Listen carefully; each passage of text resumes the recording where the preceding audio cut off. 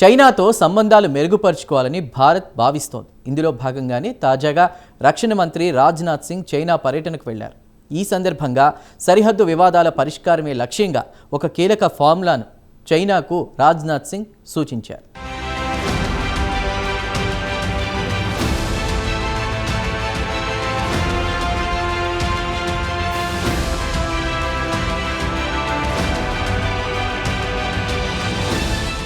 China భారత్కు పొరుగు దేశం. దీంతో పొరుగు దేశమైన చైనాతో భారత్ ఎప్పుడూ మైత్రిని కోరుకుంటుంది.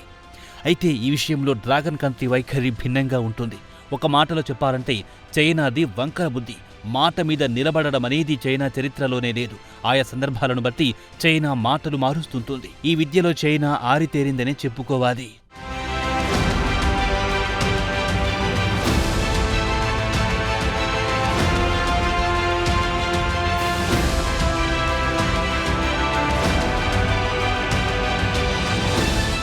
కాగా పైకి భారత్ చైనా సరిహద్దుల వెంబడి ప్రశాంతంగా కనిపిస్తున్నా అంతర్లీనంగా ఉద్రిక్తత లేకపోలేదు. ప్రధానంగా అరుణాచల్ ప్రదేశ్ విషయంలో భారత్ చైనా మధ్య కొంతకాలంగా వివాదాలు నడుస్తున్నాయి.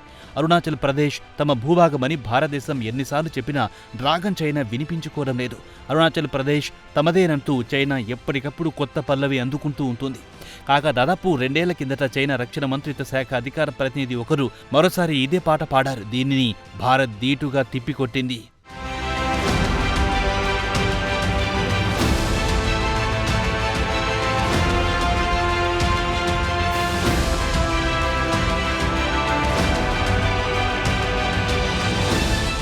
ఇదిలా ఉంటే తాజాగా షాంఘై సహకార సంస్థ సభ్య దేశాల రక్షణ మంత్రుల సదస్సులో పాల్గొనడానికి చైనా పర్యటనకు వెళ్లారు భారత రక్షణ మంత్రి రాజ్నాథ్ సింగ్.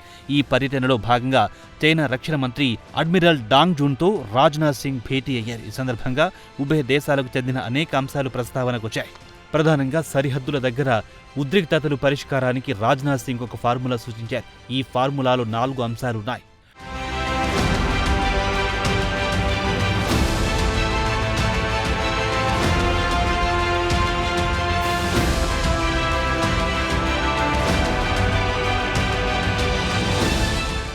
రెండు 2024లో కుదిరిన బలగాల ఉపసంహరణకు ఉభయ దేశాలు కట్టుబడి ఉండడం ఈ ఫార్ములాలోని మొదటి అంశం.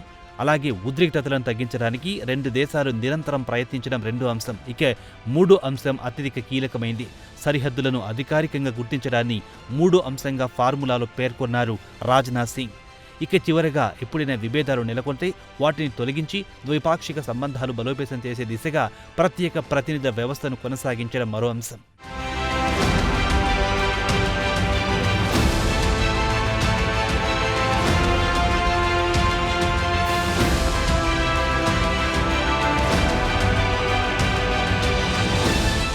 కాగా చైనా రక్షణ మంత్రి అడ్మిరల్ డాంగ్ జూన్తో భేటీ సందర్భంగా సరిహద్దుల వెంబడి సీమాంతర ఉగ్రవాదాన్ని పాకిస్తాన్ ప్రోత్సహిస్తున్న తీరును కూడా రాజ్నాథ్ సింగ్ ప్రస్తావించారు.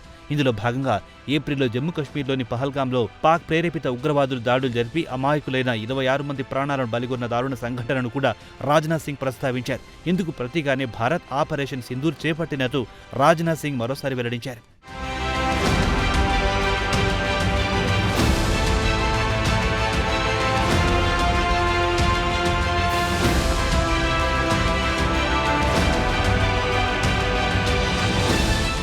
ఇదిలా ఉంటే షాంఘై సహకార సంస్థ విడుదల చేసిన జైంట్ డాక్యుమెంట్లో పాకిస్తాన్ ప్రేరేపిత సీమాంతర ఉగ్రవాదం అలాగే పహల్గామ్ ఘటనల ప్రస్తావన లేవు. దీంతో జైంట్ డాక్యుమెంట్పై రాజ్నాథ్ సింగ్ తీవ్ర అభ్యంతరం వ్యక్తం చేశారు. అంతేకాదు జైంట్ డాక్యుమెంట్పై సంతకం చేయడానికి కూడా ఆయన నో చెప్పారు. ఈ నేపథ్యంలో జాయింట్ డాక్యుమెంట్పై ఎటువంటి ప్రకటన లేకుండా షాంఘై సహకార సంస్థ సభ్య దేశాల చర్చలు ముగిశాయి. ఏమైనా ఇప్పటికైనా భారత్తో స్నేహ సంబంధాల పునరుద్ధరణకు డ్రాగన్ కంట్రీ ముందుకొస్తుందని ఆశిద్దాం.